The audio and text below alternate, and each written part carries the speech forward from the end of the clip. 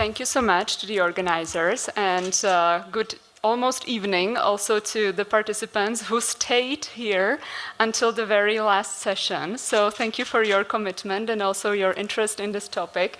I'm sure that all the great panelists that we have will make the topic really, really interesting. Let me start by introducing them. On my right is Karel Lanu, who is the CEO of the Center for European Policy Studies in Belgium, or as we like to call them, CEPS. Then we have Professor Lukas Tsoukalis. He's a professor at Sciences Po in Paris and also president of the board at Eliamep in Greece. Then we have Talin Papazian, who's a lecturer and researcher at Sciences Po in France, and Peter Palv-Kranitz, Senior Research Fellow at the Hungarian Institute of International Affairs, Hungary. So we have a very diverse European panel, and I'm sorry that we are missing an Armenian representative, but maybe we can, instead of the Q&A session, maybe we can have a session that would be called questions and comments instead of questions and answers, and I might also get some of the comments from the participants who were born, raised, and living still in Armenia. On your perspectives of what actually Europe can offer to Armenia. So, of course, this is a very timely conversation. We, throughout the conference, have been talking about Armenia's place in Europe, Armenia's path towards the European Union, and this is the best week to talk about it, right? This is the week in which you've sort of the attention of Europe has been on Armenia through the EU-Armenia summit, through the European political community, and definitely last but not least, this dialogue. And I believe that these conversations that were happening through the past 3-4 days also showcase that sort of Armenia's relationship with the EU has been moving forward and is moving forward. Right, only in the past 6 months, you've had the strategic agenda for the partnership, so that the SIPA agreement has been reinforced. There was a commitment to invest 2.5 billion through the Global Gateway. The summit conclusions also point to a deeper integration into transport, energy, digital connectivity. The new high-level dialogues have been created on connectivity and transport, and there is also an increased cooperation on security, among others, with the EU sending a partnership mission. Even though the panel is called the South Caucasus, I would make a decision to focus it on Armenia, because I am not sure that we would be able to talk about South Caucasus path towards the EU. Let's make it more about Armenia's path towards the EU. I think it also creates a good opportunity to have a more in-depth discussion, which is more focused and which is more solution-oriented, right? So what is it that the EU can credibly offer to a country which is moving closer to the EU with the current toolkit that we have? Is it maybe a little bit old for the current geopolitical situation? Where is it that the innovation is needed? And at the same time, where are Armenia's own political ambitions, economic ambitions, geostrategic ambitions, and where are the limits today? And also, what I would like to get from this panel is what needs to be done in order to get to some kind of ideal scenario by 2030. Although I'm not 100% sure we can define this ideal scenario for Armenia from ourselves not being Armenians, but we'll try.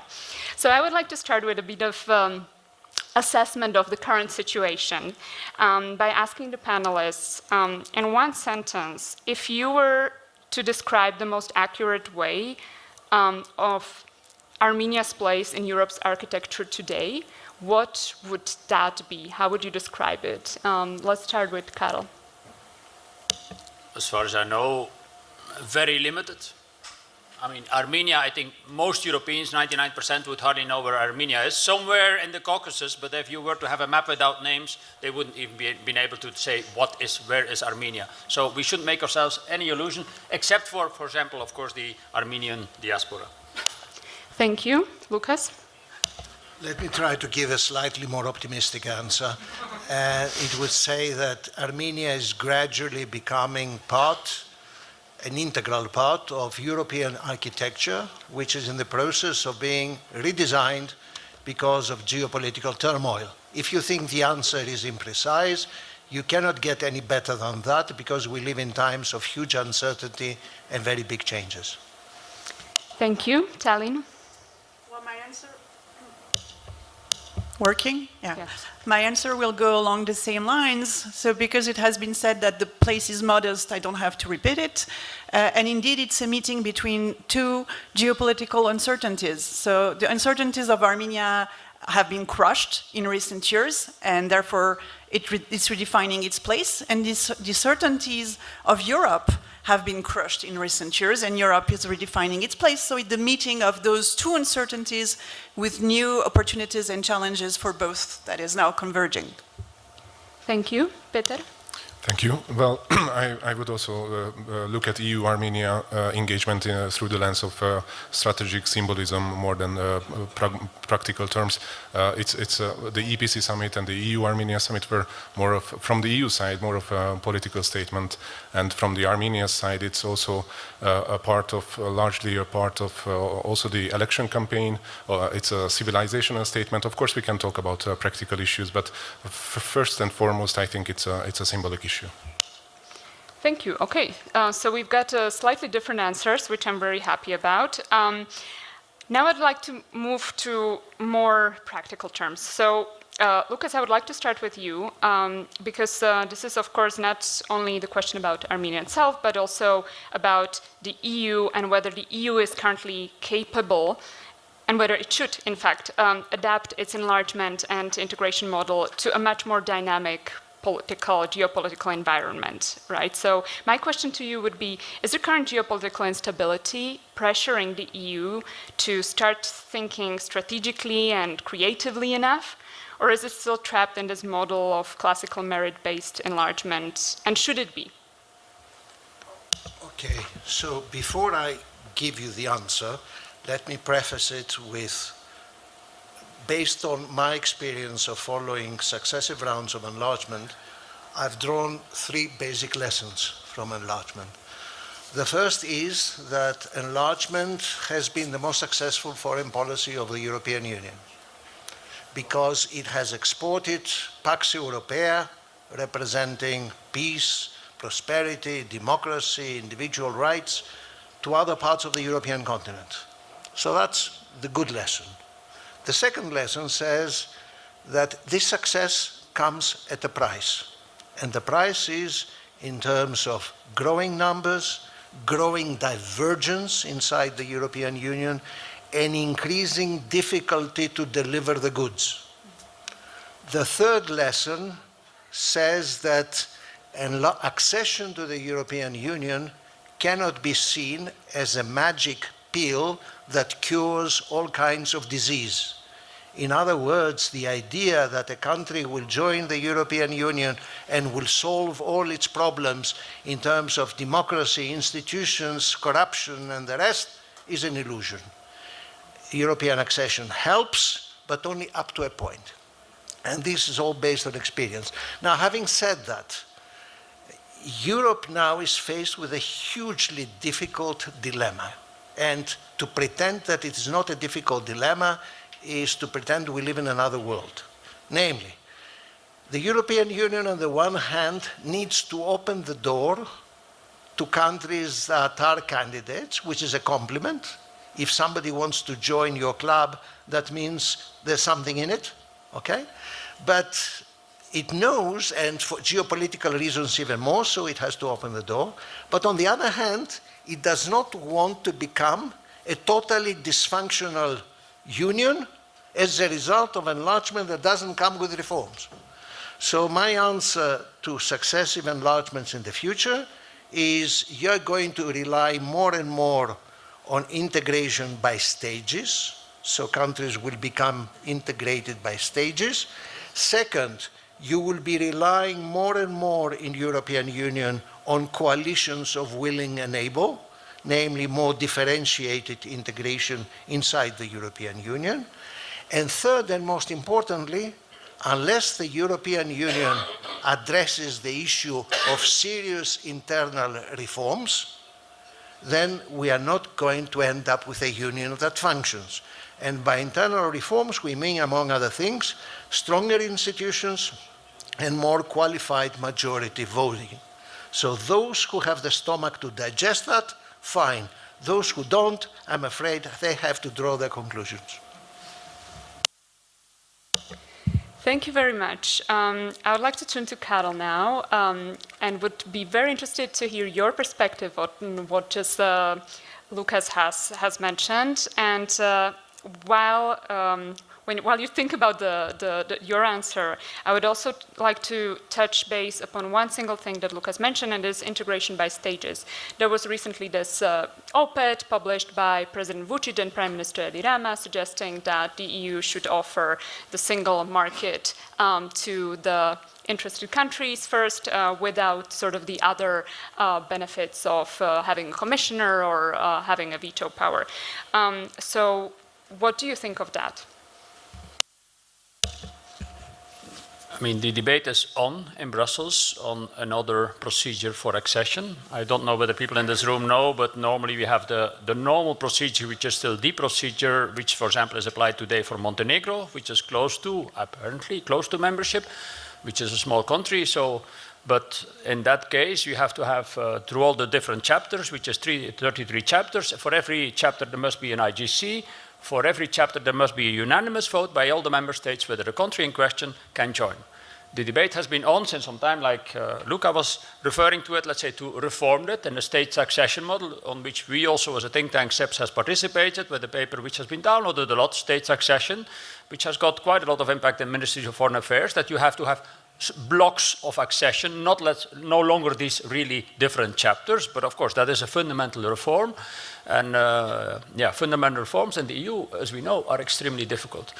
Apparently, even if you're still with the traditional method, we are advancing with Montenegro, hopefully also with 2 or 3 other states, like, if I speak only about the Balkans, Albania, North Macedonia, eventually, and then Moldova, Ukraine, we don't know. Ukraine is a very difficult case, but we need to, let's say, that things, certainly as compared to, I mean, the start of even the Juncker administration, the von der Leyen I administration, that things are changing now. Also because of the geopolitical circumstances, let's say things are changing. Also because we know that Iceland will have, I think in August, a renewed referendum whether they should join, which will then get the ball rolling for this other structure which we have, which is the European Economic Area, of which Norway and Liechtenstein are still a member. If Iceland were to join, this other construction falls apart, which then responds to the question, could we have another model of membership which is not a full membership? I think it's very difficult.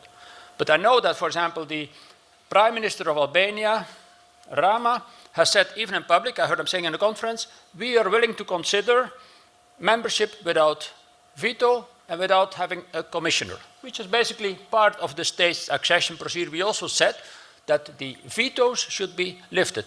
Rama said it in public in a conference where I was in Vienna, so I was surprised to hear him saying this. So there is a willingness, I think, with new member states, certainly the Balkan countries, which are very small, to consider lower form of membership. Of course, you cannot use that word, lower form of membership, but they would still have all the benefits of the single market. So my question to your answer would say no, they would be full members, but probably no longer have this veto power, which would then hopefully apply to all the other members as well, and probably also no longer have all of them a commissioner, which is part of the protocol with Ireland, let's say, which was concluded in 2006, 2007, with Ireland. Let's say that once we had X number of membership, that a member state, I think 27 or 28, that not every member state would still have a commissioner. And that would then respond to Lucas' question, institutional reform, which is extremely important.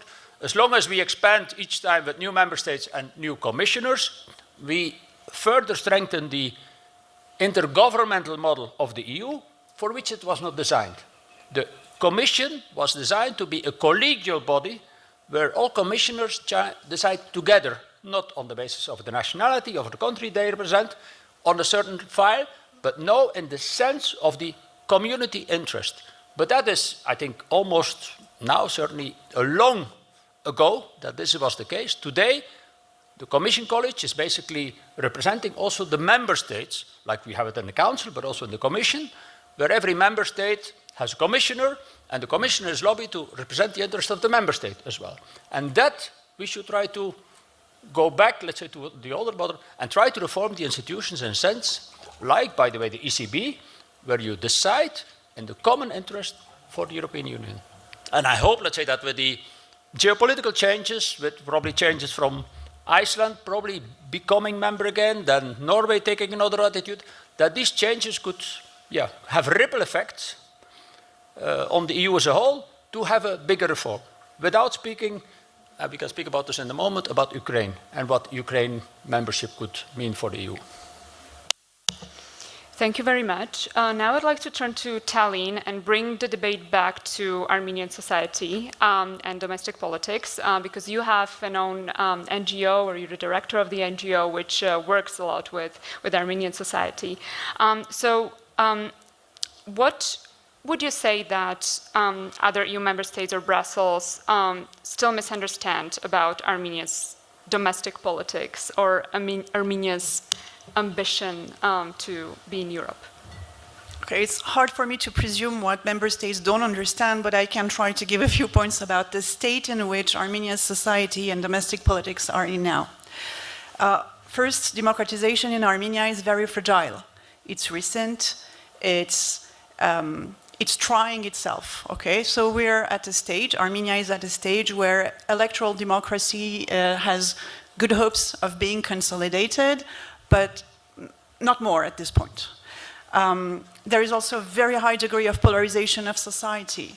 And it's not only those who are pro-Russians and those who are anti-Russians, or those who are pure pro-Europeans and those who are not. There are part of the society that is that has a high degree of difficulty of embracing the peace process, of embracing the course towards normalization of relations with the neighbors, but also because war, defeat, the plight of refugees is very fresh. So all those wounds are very fresh. The third point would be that when we speak about Armenia's European choice, it must be very clearly stated that that choice may be quote unquote, with all due respect, is not coming from a grassroots movement that would have, fought for years to impose that choice. So far, we have a law that has been adopted by Parliament, and I think it's good enough to make the first part of the job of, whether Armenia is choosing to elevate its standards to get closer to the EU through that way, but it has not been a grassroots movement. And my last point would be that if you ask the average Armenian citizen, what is Europe to you? What does Europe mean to you? I'm not sure they have very clear representation or pictures of what Europe means. Europe probably means freedom of movement, and it's also partly why the issue of visa liberalization is so important for Armenia, because that would be, that I can come and go without so much restrictions. There is also the prism of labor emigration, so labor migrants that have departed from Armenia and that are settled in various European countries. Those are, in a way, a window on what Europe is, but through a very narrow window. So if one day there is a real choice of Armenia towards Europe, that choice should be very well informed, very clear, with no false promises and no illusions on how much sacrifice and how much dedication and commitment this requires from the society. And Armenia is not there yet. Thank you very much. I will turn to Peter now, but I would also like the audience to think of your own questions. So if you have a question or a comment, feel free to raise your hand and I will see you. I'll try to see you, if not, just wave. Peter, the decision-making in the EU is not only about the Commission, it's also about the member states, right? And we have seen in the past years the effect of Hungary's prime minister or former prime minister on the decision-making towards Ukraine. We've also seen in the past the effect of the Dutch referendum on the Ukraine's accession treaty in the past, right? So the single member states can actually make a difference. what do you assess has changed now after the elections in Hungary? Does it matter in any sense for the EU's positioning towards enlargement, or it doesn't? So, thank you for the question. Oh, and by the way, I would like to extend my gratitude to the organizers as well. So, yeah, certain things will certainly change, and many things, most things, I don't believe would change in a structural, systematic manner or in how the EU functions and works, whoever sits in the Hungarian Prime Minister's office. So the EU's overall stance in the global economics will not change. Russia's war in Ukraine will not stop anytime soon, and not unrelated to that, Europe's energy dependency will not ease, and as the war in Iran showed it, it could very well turn into an energy crisis, which could further increase the economic stagnation in Europe and the competitiveness crisis. There should be, and there is, a debate on how the EU should function in the future. And Hungary has probably been, under Viktor Orbán, one of the most vocal critics of the EU, but at the same time this debate will not stop without him in the picture. The debate will go on, but the actors will change. For example, how EU deals with or engages with Israel will continue to be a matter of debate, and probably Germany and Italy could become more active pro-Israeli stance. The debates on green transformation will continue, the debates on federalization and qualified majority voting will continue, and some smaller member states will definitely raise their objections, and the same goes to enlargement. The latest successful round of enlargement happened 13 years ago, and it was not because of Hungary's stance. Hungary is actually one of the most vocal advocates of Western Balkan enlargement. It was other structural problems, and I guess we will talk about that later on, but maybe I can just highlight that it's always individual. We have to look at all candidate states individually, and of course there is the issue of the unresolved conflicts and Russian military presence in 3 candidate countries.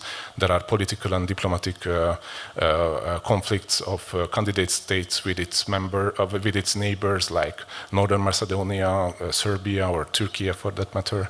There is the obvious example of Bosnia-Herzegovina, how an internal political crisis can hinder this process. And yeah, we can talk about more of it. So there are individual sets of problems that persisted and will persist no matter who is the Prime Minister of Hungary. But what will change? And I'm pretty sure, I'm quite convinced that Hungary will be a much more constructive partner within the EU, a much more constructive member of the European Union. And I think it all comes down to how people interact. Politicians, decision makers, they are people like all of us, they interact like we do.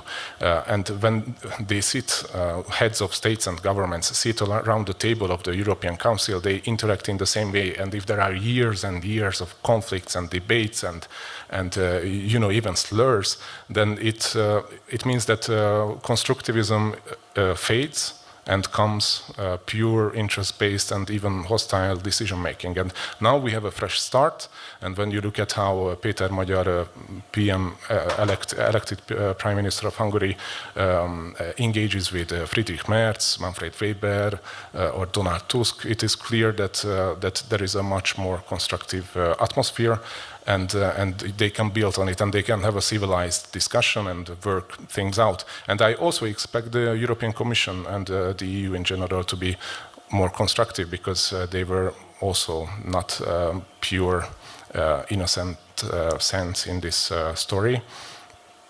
I believe it will be a much more constructive partnership, but at the same time we shouldn't forget that dependencies and interests don't change with governments. So Hungary will still have its own say in common European affairs.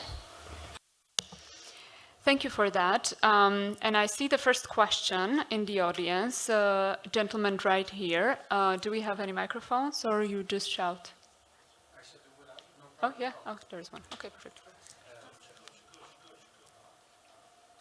It's working. Excellent. Good afternoon. Thank you very much for the thoughtful insights. Kalispera, Mr. Tsoukalis, I would like to ask you a question, which is as follows. On the one hand, you were saying that Armenia is becoming an integrated part in the European architecture, and I would agree to some extent, but could you elaborate on to what extent it's really strategic important for the European Union to be active in its region? And as a consequence, will Europe eventually project power in that region, which is lacking right now? And a subsequent question is, Armenia is still heavily dependent on Russia, and it must be able to manage that relationship carefully. So what are the do's and don'ts for the European Union in its engagement with Armenia? Okay. Sorry, microphone? Sorry. Now, as I'm sure you know, in the South Caucasus, the country that was on the map for the European Union for years was Georgia, right? Because Armenia and Azerbaijan did not show much interest, okay, to put it mildly. And the Georgian perspective has been gradually evaporating because of the government in Tbilisi, okay? So now Armenia becomes the country in the region that adopts a European orientation, but still this is not at the complete expense of the Russian connection, all right? So Armenia, from what I understand, is trying to navigate a very delicate path between the Western European perspective, the European perspective, and Russia. I say Western European perspective because Russia is also part of Europe, as far as I am concerned, okay? So in that respect, the European Union has made openings. The fact that you had an EU-Armenia summit only 2 days ago says quite a bit. It has signed a cooperation agreement. It has been talking about visa liberalization. These are important steps. But of course, those important steps will depend, the further steps will depend also on what comes from Yerevan, all right? So internal changes in Yerevan and internal reforms in Armenia will largely shape European responses. But projecting power, that's, and I will stop there, this is a very delicate word.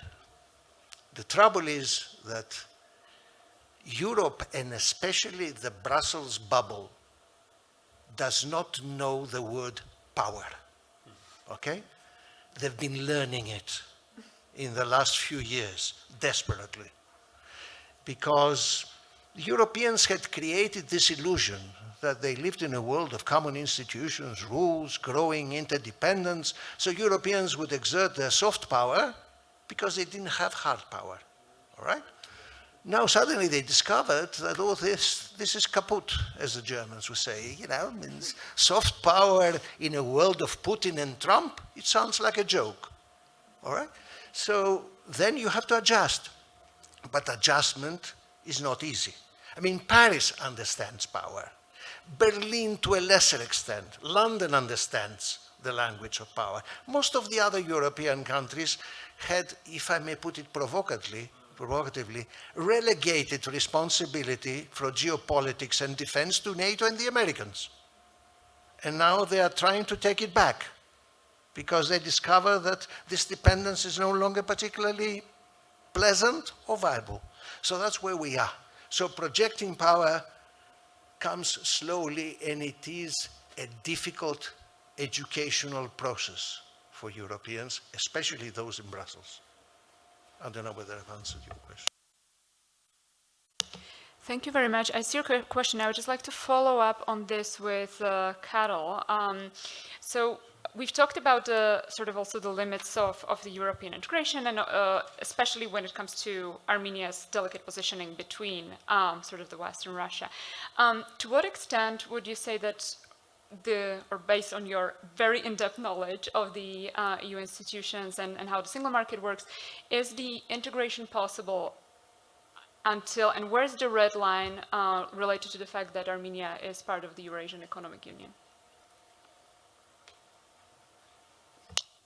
Yeah, Europe has never formally decided what the geography of Europe is. Of course, we have certainly said to Morocco at some stage it's not Europe. We know that Canada has been making advances to Europe recently. By the way, Canada was here represented by Carney on Monday and the European policy community. So part of this changing world order.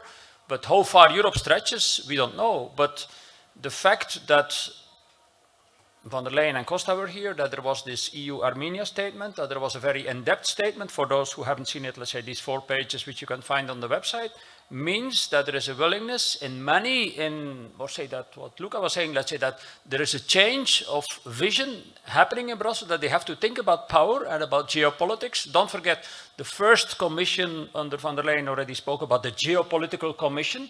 They don't use the word too much anymore, but it's become even more important today than it was in her first 5 years. So that they need to think geopolitically. And for example, if you think about Ukraine and how important Ukraine is, I don't know whether Europeans realize sufficiently if Ukraine were to fall into Russian hands, what it would mean existentially for Europe. I mean, not only territory-wise, but also if the Ukrainian expertise, which we have now, let's say in the drone warfare, were to fall in Russian hands, it would be extremely existential for Europe. But have Europeans already woken up to that? And that's where Armenia, for me, fits in. I mean, we now see also with the Strait of Hormuz how important it is to have, and that was a theme in many of the debates here, to have these corridors or to have this connectivity. If we have connectivity, for example, through Armenia with, for example, Kazakhstan, the oil fields in Kazakhstan, also for other reasons, for other forms of transport, also digital connectivity, it is very important to diversify our connectivity channels. And also that is geopolitically important. I mean that, and that's where Armenia fits in. They made a decision a few years ago that Georgia could be a member, which was, I think, in 2022, also in this geopolitical follow-up, let's say, of the Ukraine war. Now it is Armenia. Armenia's willingness is probably even stronger, certainly at this moment, let's say, than Georgia's is. But, I mean, there is a clear willingness, I think, in Armenia from what I've seen here, and it's also my first time here in this country, let's say, to join this. And if you then look at the details on which areas they want to cooperate, what is in there for the EU, I mean, or what is in there for Armenia. I mean, the issues in the statement have to do with energy, have to do with transport, the CHIPS Act, have to do with, visa liberalization was already mentioned, cooperation in criminal justice, exchange of information about, say, kind of crime, etc. Security cooperation is also in there, as mentioned. And also diversify exports. I mean, as we said, the dependence is still very high on Russia, but it's all in the statement. And if this willingness is there to do this, I think that is an extremely important step. It is also, you need to remember, the first summit which we have, EU-Armenia. So I hope it will be the first of annual summits, hopefully, let's say, to show that there is also commitment from the European side to take this forward. But then it reminds me directly about the neighbor, the big neighbor of Armenia, Turkey, where we are supposed to have annual summits, but we're not doing this. So the EU has to be extremely aware, if it takes commitments, that it, I mean, follows up, is respecting these commitments and really wants to act also geopolitically. And it may be changing, but I'm not entirely sure that we're moving sufficiently in this direction. But again, the EPC summit on Monday was a very important sign that this willingness to think geopolitically is much more there than it has ever been, certainly for the last 50, 60 years. Thank you so much. Let's now take the question from the audience. Yeah. Thank you. So I'm Fabienne Dosset, and I'm a professor at Ghent University in Belgium. I actually have two questions which are somehow related to each other. But the first one concerns the notion of the staged accession. no, I agree that you know, it's probably the only way out if we really, you know, want to take further enlargement of the EU seriously. And it's true that many of the candidate states right now, they, of course, they agree that maybe, yeah, they should go for the staged accession, but that, yeah, at the same time, it's not like, you know, they have much choice. So my question is then, what about the risks associated to this staged accession? Because as far as I can see it, I mean, most of these countries, as was mentioned, they are small, and I would say they are in the periphery of Europe. Isn't there a risk then that by the staged accession, they will for always remain in the periphery? Because isn't the chance very high that they will never become full members? So that risk of being perpetually stuck in the periphery comes, of course, also with certain dangers, and probably they will end up being quite frustrated by the fact that, you know, they feel like they don't really belong, you know, that they're not fully accepted. So I just wonder if there are also discussions going on about that risk, that existential risk that is associated with the staged accession. My next question relates to something that actually I asked earlier today to the Armenian Foreign Affairs Minister, namely what kind of European Union would you like to join? Like, what kind of European Union does Armenia want to join? So it was already mentioned, the people in Armenia don't know because they don't really know what Europe or the European Union is. But of course, I'm actually doing research on this. So what do Armenian politicians then see? Because if they're now advocating for a path to Europe, so what kind of Europe do they want to join? And so in his answer, it was clear that it should be a European Union where sovereignties are respected. And I thought, well, oof, that means that most likely Armenia will never become a full member, because this is not the kind of European Union that I hear being thought of in the European institutions. Like also this idea of that having a stronger commission that really, you know, stands for the interests of all European citizens. Okay, that goes away from this ideal that's, you know, the likes of Viktor Orban, and I agree, you know, it's not because Viktor Orban is now gone that you will not have others standing up now and continuing that kind of rhetoric. And this also I've noticed, you know, if you speak to like, let's say, half of the European Parliament, they all are like, yes, you know, the European Union should respect sovereignty, and this Brussels bubble, the EU institutions, they're out of touch with reality. So there's very much also this strong populist narrative, and this idea of the sovereignty of the nations should be respected. It's really something that I think is only becoming stronger at the moment rather than weakening. So I just wondered to what extent then the view of Armenian politicians with regard to EU sort of fit in this discourse of getting the European Commission to act, you know, more in the interests of of all EU citizens, meaning less power for the governments. Sorry for interrupting you, but that was it actually. Okay, I was just going to end. So sorry for taking a bit too much. No worries at all. Okay, so we have two questions. One is on the question of sovereignty, which, let's be honest to ourselves, is not only sort of a question or on an issue raised by the Armenian politicians. It is very regularly a question or an issue raised by also other EU politicians. I come from Slovakia, where this is a major narrative used by the political representatives, and is used in domestic and foreign policy at the same time. And the second question is on the sort of the staged accession. I would let maybe Peter answer the sovereignty one, if you agree, and then we would perhaps divide the question of the state accession between the other speakers. Shall I start? Okay, sorry. Yeah. So, the question of sovereignty. I do believe that this is a debate, and for example, there was another election recently in Bulgaria where Prime Minister Radev won the elections, and yes, we have Robert Fico. Both of them are very keen on this issue, but I do believe that what the European Union is meant to be is a union of nation states that work together, and I believe that policies against federalization will remain to be a majority in a sense that not per capita but per states, per member states. We have so many small mostly Central Eastern European member states that will stick to this principle. And yeah, I would also like to highlight that there was 1 week ago there was an article on Economist that now that there is a government change in Hungary, and I try to quote, other member states cannot hide behind the veto of Hungary.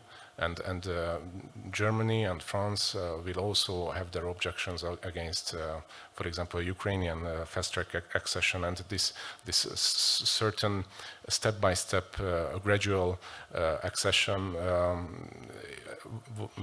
I don't believe it will be feasible. Even Volodymyr Zelensky, president of Ukraine, rejected it. So there are so many debates regarding this whole sovereignty and partial membership question that it will remain with us for quite a long time. Thank you. Tallinn, you haven't spoken for a while, so I would be very interested to hear your views on the stage accession, and also maybe to come in with the proposal that Luca has mentioned, which is on the coalitions of the willing. So potentially, isn't this a solution for the member states that, or potential member states that would be integrated into the EU within certain stages or within certain sectors, within different kinds of coalitions of the willing that would be created across the European Union? Dominika, if you allow me, I will take a step back and refocus on Armenia to take that step back.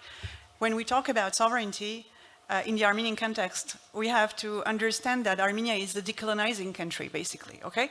So it's a new state, it's a recent state. It has become independent in 1991 that was the first in a long time, let's say, okay?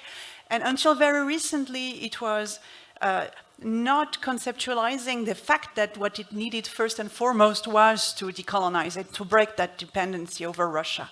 That is very recent. It's in progress, okay? It's very new, it's very fragile, it's like a small baby. So right now, the most important thing for Armenia is to really work on that sovereignty in a meaningful way, because you have to go through those stages that come naturally in order to become a mature state. And when you become a mature state, that you are sovereign, that you are democratic, then you can put the choice to your society and say, okay, now we're there, we're not doing a bad job. Do you want to go for Europe? Or you don't want to go through Europe. And I think it then, makes the risk of mutual disappointments less. And Europe has gone through that conundrum with Georgia, and Armenians have looked at that, and they're wary, Very often in the street when you ask people, my best friends are always taxi drivers.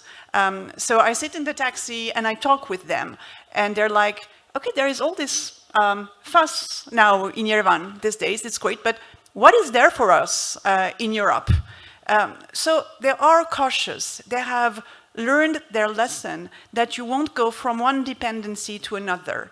And also, I think people understand that Europe is not going to protect them, and that they have to learn to do that in their own terms, with their own means. So Europe can be helpful. I hope Europe will be helpful to Armenia to go along that path of more mature democracy and a more mature state, but you don't have necessarily to put the terms into, will you integrate one day or will you not? Or should we go through stage accession or not? This might be a little like putting the cart before the horse.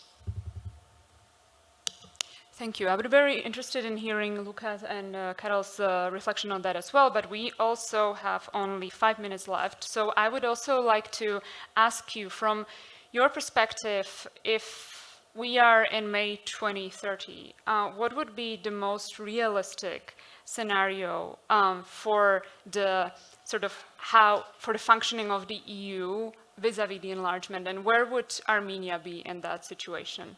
Let's start with Luca. Please, yes.